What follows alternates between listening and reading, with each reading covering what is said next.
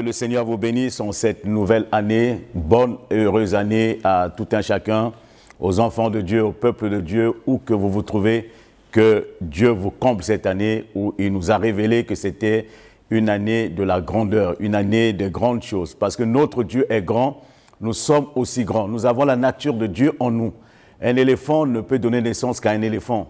Un lion ne peut donner que naissance à un lion, mais notre Dieu est tellement grand, immense, il remplit le monde entier, il remplit toutes choses. Nous sommes nés de lui, donc nous sommes nés avec le gène de la grandeur en nous. Nous sommes nés avec la grandeur de Dieu dans nos cœurs, la semence de grandeur. Nous sommes appelés à grandir dans tout ce que nous aurons à faire cette année. Et je prie pour toi que cette année soit une année de grandeur pour toi, dans tous les domaines de ta vie.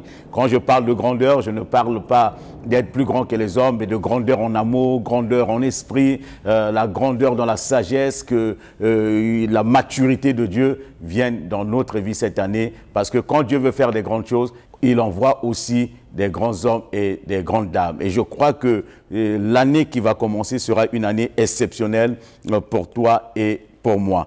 Bien-aimé, un jour, je suis allé faire la vidange de ma voiture. Quand je suis arrivé, on m'a pris au garage, mais c'est un jeune homme, je pourrais dire 1m70, à peu près 60 kilos. Mais il a mis ce véhicule sur le pont, il a actionné sur un bouton et j'ai vu que le véhicule était monté. Il y avait l'élévation, le véhicule est monté. Et je me suis posé la question, pour monter ce véhicule, il faut combien d'hommes? Il faut combien d'hommes pour que nous puissions soulever, le mettre en haut? Mais il a fallu seulement un bouton, un homme et un pont pour que le véhicule se lève. Et j'aimerais vous parler du levier, ce qu'on appelle le levier de la grandeur. Le levier de la grandeur, ce qui permet de se lever. Le levier permet de rendre léger. Hein? Vous pouvez imaginer combien de gens aussi, combien d'hommes pour porter un conteneur. Mais avec un seul levier d'élévation, un seul homme suffit pour faire monter les choses. Le levier nous permet de travailler intelligemment et non avec acharnement. Et Dieu aussi nous a donné des leviers pour notre élévation, pour nous élever. Dans le psaume 75, plutôt le verset 7, ce n'est ni de l'Orient, ni de l'Occident, ni du désert que vient l'élévation. Vous imaginez, ce n'est ni de l'Orient, ni de l'Occident, ni du désert que vient l'élévation, mais l'élévation vient de notre Dieu. C'est Dieu qui nous élève. Dieu est celui qui nous donne le bouton sur lequel nous allons appuyer pour que nous puissions nous élever, que la grandeur vienne en nous. Ce n'est pas par la force, ce n'est ni par notre intelligence que nous allons devenir grands ou nous allons nous élever, mais c'est Dieu qui permet toutes choses. Dans Jean chapitre 3, le verset 16, la Bible nous dit « Car Dieu a tant aimé le monde qu'il a donné son Fils unique, afin quiconque croit en lui ne périsse point, mais qu'il ait la vie éternelle. » La grandeur, pourquoi je parle de ce verset d'amour? Parce que le levier pour grandir, c'est tout simplement l'amour. L'amour, la paix et la joie. Ça, ce sont des leviers que Dieu nous a donnés. Et quand nous manifestons de l'amour, nous ne pouvons que grandir. Quand nous manifestons de la paix, quand nous recherchons la paix autour de nous, cela nous donne la grandeur d'esprit. Et la grandeur d'un homme se mesure dans sa capacité à aimer, dans sa capacité à pardonner, dans sa capacité à procurer la paix autour de lui et la capacité à donner aussi la joie aux autres. C'est là qu'on peut dire c'est un homme, un grand homme, un grand homme. La grandeur d'un homme, je le répète, se mesure dans sa capacité à aimer, à pardonner, à donner, à relâcher, sa capacité à faire du bien. C'est ça qu'on peut dire que cet homme est grand, parce que quand la Bible nous dit que Dieu a tant aimé le monde et qu'il a donné son Fils, et nous voyons la capacité surnaturelle de notre Dieu de pouvoir aimer le pécheur comme toi et comme moi. Sa capacité à nous pardonner, nous qui sommes des pécheurs. Sa capacité à nous amener dans sa présence, à être à côté de lui. Et quand Jésus a dit, quand je serai élevé, j'attirerai les hommes à moi. Vous voyez, la capacité de Christ était celle-là, de nous attirer, d'attirer les pécheurs,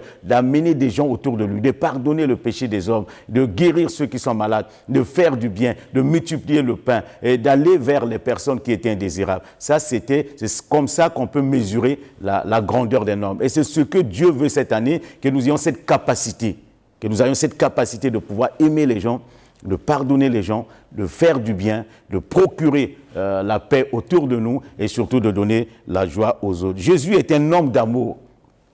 Un homme d'amour. La Bible nous dit que Jésus aimait ses disciples. En l'occurrence, il y avait un disciple que Jésus aimait beaucoup. Nous pouvons regarder dans Jean chapitre 13, le verset 23 à 24. Un des disciples, celui que Jésus aimait, était couché sur le sein de Jésus. Simon-Pierre lui fit signe de demander qui était celui dont Jésus parlait. Parce que quand Jésus donne la révélation, il y a parmi les disciples, il y a un qui allait le trahir.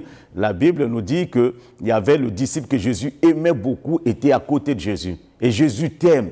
Jésus t'aime énormément. Et quand la Bible dit que Dieu a tant aimé le monde, nous devons voir la capacité de Dieu à nous aimer. Nous qui étions loin de Dieu, nous qui étions des perdus, nous qui étions des pécheurs, nous qui étions ennemis de Dieu. Parce que le diable nous a séparés de Dieu. Le diable ne voulait pas que nous revenions vers Dieu. Le diable nous a écartés, nous a fait partir loin de Dieu. Mais Dieu, dans son amour, il est venu vers nous et il est venu nous chercher. Et aujourd'hui, nous sommes aimés de Dieu, nous sommes des bien-aimés de Dieu. Et Jésus aimait le disciple et Jésus t'aime.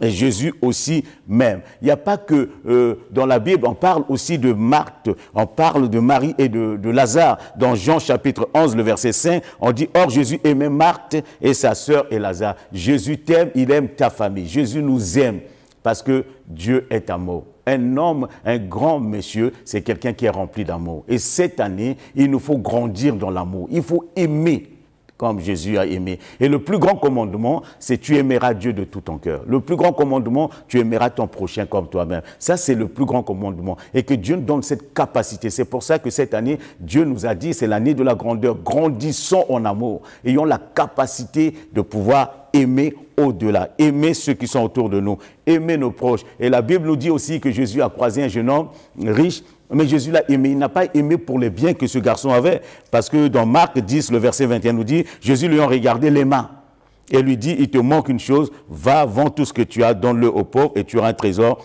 dans le ciel, puis viens et suis-moi. Vous savez, Jésus n'a pas aimé ce jeune homme parce qu'il avait les biens. Jésus ne nous aime pas parce que nous avons quelque chose. Jésus ne nous aime pas à cause que nous donnons. Je vous ai dit que Dieu est grand. Dieu n'a pas besoin de nos biens. Il est tellement grand, même quand il a faim, il ne nous dira pas. Parce que Dieu n'a pas besoin de tout ce que nous lui apportons. Parce que tout est à lui, la terre est à lui. Il tient le monde entier dans sa main.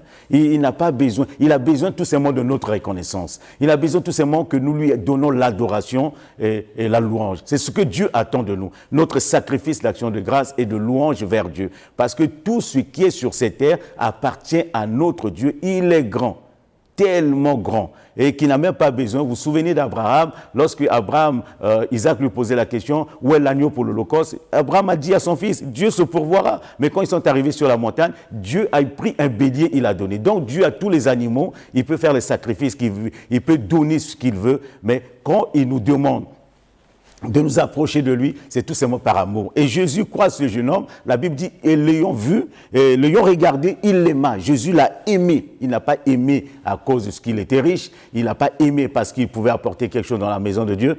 Il a aimé, tout simplement, c'est une créature de Dieu, parce qu'il est venu pour aimer les hommes. Bien aimé, Jésus ne t'aime pas parce que tu as quelque chose. Il t'aime alors que tu n'avais rien. Avant même que tu sois né, il avait un plan merveilleux pour toi. Ce qu'il a dit à Jérémie, il dit à David plutôt, quand tu n'étais qu'une masse informe dans le ventre de ta mère, je te connaissais. Avant même que David vienne dans ce monde, Dieu l'avait déjà aimé. Avant que toi aussi, et tu viennes dans ce monde, que je vienne dans ce monde, Dieu nous a tout simplement aimés. Parce qu'il veut marcher avec nous. Il aime les disciples. Il aime ceux qui écoutent sa parole. Dieu aime ceux qui étudient sa parole. Dieu aime ceux qui prennent le temps pour méditer sa parole. Dieu aime ceux qui prennent le temps pour écouter sa parole. Il aimait ses disciples. Dans Jean 13, le verset 1, on dit, et avant la fête de la Pâque, Jésus, sachant que son heure était venue de passer de ce monde au Père, ayant aimé les siens, qui était dans le monde, mit le comble à son amour pour eux, ayant aimé les siens. Il nous aime, il est prêt pour tout faire. Il est déjà allé à la croix pour nous, mais peut-être qu'aujourd'hui, nous n'avons pas encore conscience du fait que c'est à cause de son amour qu'il est mort à la croix pour nous rapprocher, pour nous ramener de son Père. Parce que nous étions des brebis perdues, nous étions des brebis égarées. Chacun suivait sa voie, mais Jésus est venu pour nous démontrer tout l'amour du Père. Et tout l'amour du Père est incarné en Christ. Et Christ l'a manifesté envers nous pour que nous puissions un jour passer l'éternité avec Dieu. Jésus aimait son Père.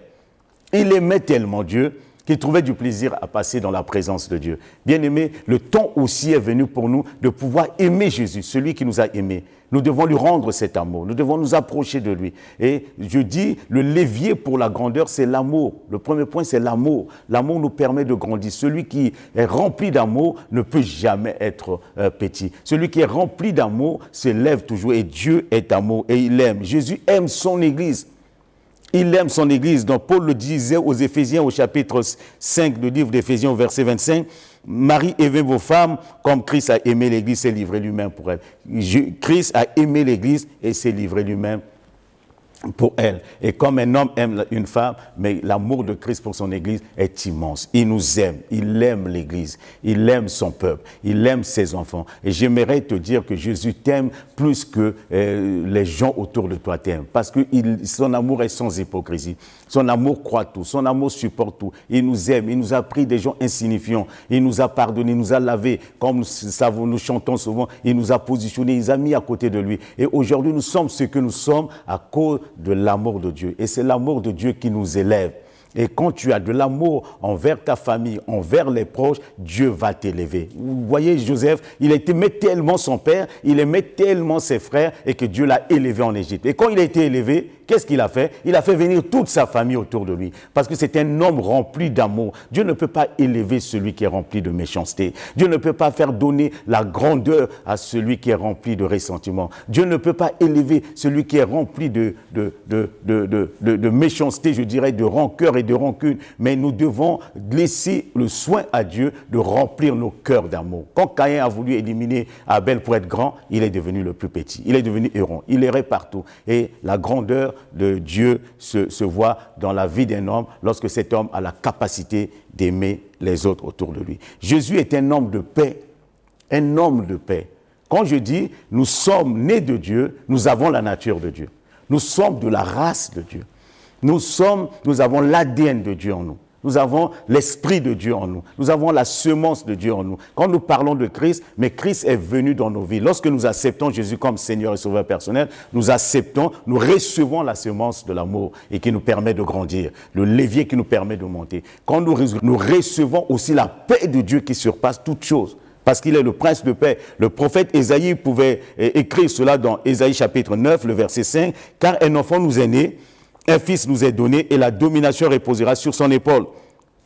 On l'appellera admirable, conseiller, Dieu puissant, Père éternel, prince de la paix. » Tu as reçu le prince de la paix. Nous avons en nous la paix de Dieu. Et la seule chose, le plus grand héritage, le plus grand bien que Dieu nous a fait, c'est de nous donner la paix. Bien-aimé, la paix, ce n'est pas l'absence du danger. La paix, c'est même quand tout va mal et qu'on peut compter sur Dieu. On ne craint rien. Avoir la paix, c'est de ne rien craindre parce que Dieu est toujours là. Vous imaginez un peu Jésus traverser le lac de Tibériade pour aller de l'autre côté avec ses disciples.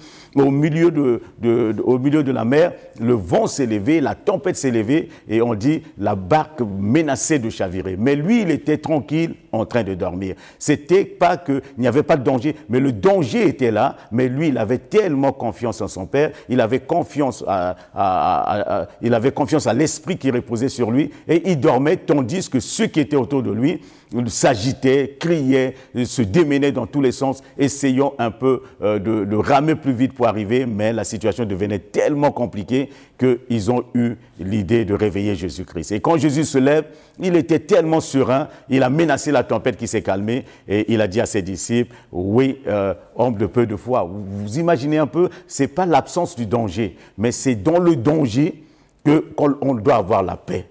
Et j'aimerais te dire, ne crains rien. Ne crains rien. Ton Dieu est plus grand que tout. Ton Dieu surpasse toutes choses. Que peuvent te faire les hommes? Parce que Dieu est là. Dieu tient ce monde dans ses mains. Dieu tient toutes choses dans ses mains. Le soleil, la lune, les étoiles, les océans, tout cela se trouve dans la main du Seigneur. Et ta vie aussi est entre les mains du Seigneur. C'est pour ça que quand le monde s'agite, le monde se déchaîne autour de toi, mais tu dois avoir la paix. C'est-à-dire, avoir la paix, c'est que tu ne crains rien. Ne crains rien parce que Dieu est avec toi. Proverbe 20, le verset 3 nous dit, c'est une gloire pour l'homme de s'abstenir des querelles. Nous devons nous abstenir des querelles. Les querelles amènent le manque de paix. Et c'est une gloire. Un homme, Jésus, vous imaginez, Christ n'était pas un homme de querelle.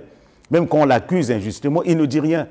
Il est là, il est serein, parce qu'il sait que Dieu est grand. Bien-aimé, tu dois savoir que ton Dieu est ton avocat. Tu dois savoir que ton Dieu est ta justice. Tu dois savoir qu'aucun homme ne peut te toucher sans la permission de ton Dieu. Et Dieu ne permettra pas que tu sois touché. Quelles que soient les querelles autour de toi, garde le calme, parce que tu es un homme de paix. Il vaut mieux souffrir, comme Pierre pouvait le dire, il vaut mieux souffrir si telle est la volonté de Dieu en faisant le bien qu'en faisant le mal. Si telle est la volonté de Dieu, mieux vaut continuer à faire le bien. Continuons à faire le bien, parce qu'un homme de paix continue toujours à faire le bien. Et Paul disait aux Hébreux, au chapitre 12, le verset 14, « Recherchez la paix avec tous et la sanctification, dans laquelle personne ne verra le Seigneur. » Recherchez la paix. Nous devons être des hommes de paix. Nous devons garder la paix de Dieu. Bien-aimés, ne perdons pas la paix que Dieu nous donne. Et Jésus, il est le prince de paix. Il vit en nous. Tu ne peux pas réussir l'année si tu manques de paix. Tu ne peux pas réussir l'année si tu es tout le temps troublé. Que rien ne vienne troubler ta paix. Parce que Jésus a dit, que votre cœur ne se trouble point. Croyez en Dieu et croyez en moi. C'est une promesse extraordinaire. Nous ne devons pas nous agiter, même si tout s'écroule autour de nous. Dieu reste Dieu. Tout s'écroule autour de nous. Job, tout s'est écroulé autour de lui. Mais Job avait toujours confiance en l'Éternel. Il a gardé sa paix et Dieu lui a donné au-delà de tout ce qu'il pouvait penser, voir, imaginer. Jésus, dans ce moment difficile, n'a jamais soulevé le peuple contre les Romains. C'est un homme de paix. Il n'a pas poussé les disciples à se révolter contre le roi Hérode après la mort de Jean-Baptiste. Il n'a pas soulevé. C'est pas un homme. Il ne s'est pas rébellé contre ceux qui sont venus l'arrêter. Mais il s'est laissé faire parce que c'est un homme de paix. Il aime la paix.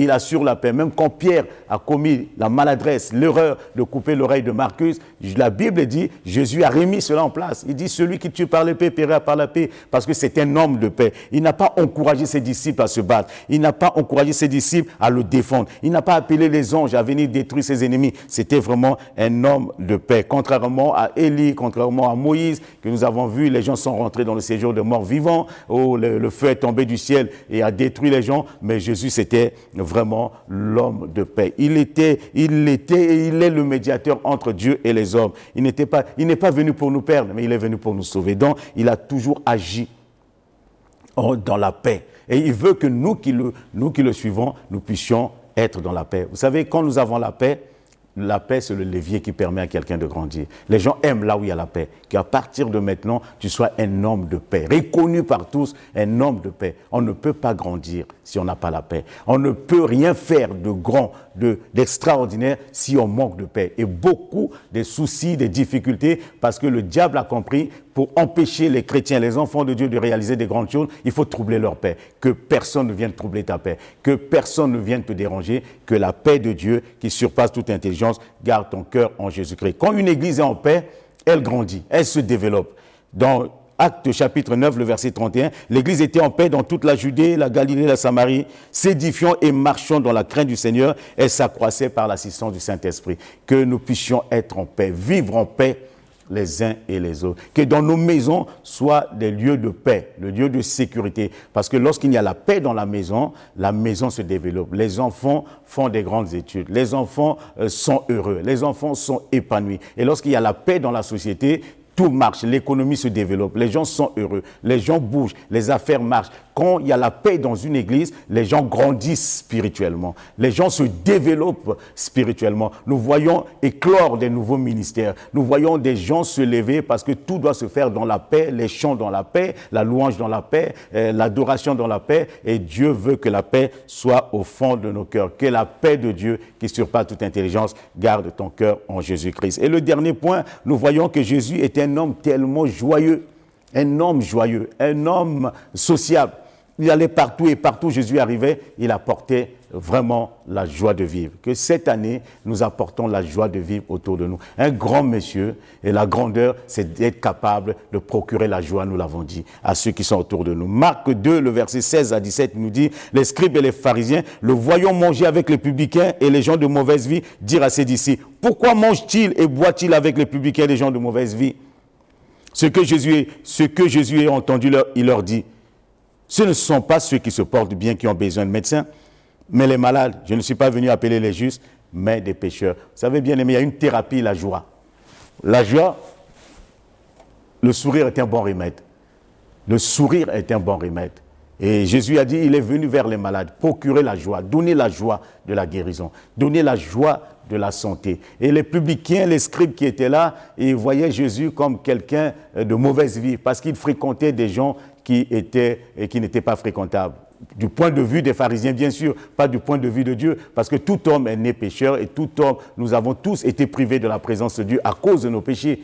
Mais eux, ils se croyaient être plus sages que ils croyaient être sages et saints, mais Jésus fréquentait ces gens-là parce qu'il savait que ces gens-là avaient besoin de lui. Vous savez pourquoi Jésus vient auprès de nous? Jésus s'intéresse à toi parce qu'il sait que le péché t'a éloigné de Dieu. C'est pour ça qu'il s'intéresse à toi, il s'intéresse à moi. Il vient dans nos vies pour que nous soyons en bonne santé, pour que nous soyons joyeux. Et il y a plus de grande joie lorsqu'un seul pécheur se répand. Lorsque quelqu'un se convertit, il y a une grande joie. Que cette année, bien-aimé, au travers de toi, au travers de moi, qu'une personne vienne au Seigneur, ce sera une grande joie. La grandeur d'un homme se mesure par la capacité à donner la joie aux autres. Et que nous soyons grands en donnant la joie. Le petit donne des migraines à quelqu'un. Le petit donne la migraine, donne des cauchemars aux autres. Mais celui qui est grand donne la joie de vivre, donne la joie de vivre à tout un chacun. Le vivre ensemble, on ne peut pas vivre ensemble sans la joie. Pour que le vivre ensemble soit possible, il faut qu'il y ait la joie. C'est pour ça que Paul n'hésitait pas à dire aux Thessaloniciens, dans le premier livre, dans le premier épître, au chapitre 5, le verset 7, « Soyez toujours joyeux. Soyez toujours joyeux. » Il faut être toujours joyeux, il faut se réjouir. Jésus mangeait avec des gens de mauvaise vie, il allait à leur mariage, vous voyez le noce de Canaan, il est parti aux noces, au mariage de ses proches, et il rentrait dans des maisons, il partageait des repas avec des personnes de moralité douteuse, il acceptait les critiques des pharisiens qui le qualifiaient de démon, il partageait les moments de détresse, avec des moments de détresse, de peine, de difficulté de ses semblables. Il était très très proche des gens, il se laissait approcher par tout le monde. Vous savez, même une femme qui avait une perte de sang s'est approchée. Jésus l'a laissé s'approcher de lui. Et lépreux qui est venu s'est approché de Jésus. On pouvait dire aujourd'hui c'est un escroc. Zachée, c'est quelqu'un qui était là. Mais Zachée a accepté. Jésus a demandé à Zachée de venir chez lui à la maison. Et quand Jésus est entré dans la maison de Zachée, la Bible dit la joie est entrée, le salut est entré. Et la vie de Zachée a complètement changé. Cet homme a été métamorphosé. Cet homme a changé complètement de vie. Son état d'esprit a changé parce que Jésus apporte la joie de vivre. Quand Christ rentre dans la vie de quelqu'un, il apporte la joie de vivre. Que cette année, tu puisses avoir la joie de vivre. Parce que les gens aiment là où il fait bon vivre. Et que ce moment, que cette année soit vraiment une année de grâce, une année de bénédiction. Vous savez, nous l'avons dit, l'année de grandeur n'est possible que si nous appuyons sur le levier de l'amour. L'amour, la grandeur de Dieu, la capacité à aimer. Si nous appuyons sur le levier de la paix, procurer la paix autour de nous, être un homme de paix, sécuriser les autres et qu'autour de nous, les autres se sentent en sécurité parce que nous avons la paix de Dieu en nous. Et que le levier de la grandeur, c'est aussi la joie de vivre. Il faut être joyeux. Il faut procurer la joie. Il faut donner la joie aux gens. Bien aimé, la vie ne dure pas. Ce n'est que l'instant d'une fleur rose qui le matin paraît si bien et à midi brille et le soir est fané. Et que pendant le temps que Dieu nous a donné de vivre sur cette terre, aimons-nous les uns et les autres. Développons l'amour. Grandissons en amour. Développons la paix. Grandissons dans la paix. Soyons des faiseurs de paix. Soyons ceux qui procurent la paix. Heureux ceux qui procurent la paix. Heureux ceux qui apportent la paix. Heureux ceux qui donnent la paix. Ils seront appelés fils du Très-Haut, fils de Dieu. Et nous devons aussi donner la joie de vivre. Dans tout ce que nous sommes en train de faire, que nous ayons la joie. Si nous avons l'amour, si nous avons la paix, si nous avons la joie, cette année sera la meilleure des années qui va commencer pour nous et qui se terminera dans l'éternité. Que le Seigneur vous bénisse, que le Seigneur vous garde. À Dieu soit la louange et la gloire. Seigneur, je te prie ce matin parce que tu veux que nous puissions avoir l'amour au fond de nos cœurs. Si nous nous aimons nos frères, d'abord si nous t'aimons et nous sommes capables d'aimer nos frères, et si tout ce que nous faisons, le faisons par amour, Seigneur, la grandeur est au rendez-vous dans nos vies. Et si nous sommes des hommes de paix, Seigneur, tu as dit, Jésus est le prince de paix, il est venu habiter en nous. Et donne-nous, Père, la joie de vivre ensemble, le plaisir d'être ensemble, les uns avec les autres, et tout cela pour ta seule gloire. Nous te remercions et nous te bénissons au nom de Jésus-Christ. Amen. Que le Seigneur te garde et qu'il te bénisse. Bonne et heureuse année, prospère, grandis dans tous les domaines de ta vie. Au nom de Jésus, amen. À très bientôt, que Dieu te garde.